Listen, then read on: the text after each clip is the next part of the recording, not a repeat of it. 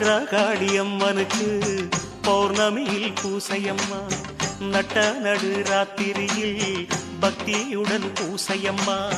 வக்ரகாளியம்மனுக்கு பௌர்ணமியில் பூசையம்மா, நட்ட நடு ராத்திரியில் பக்தியுடன் பூசையம்மா.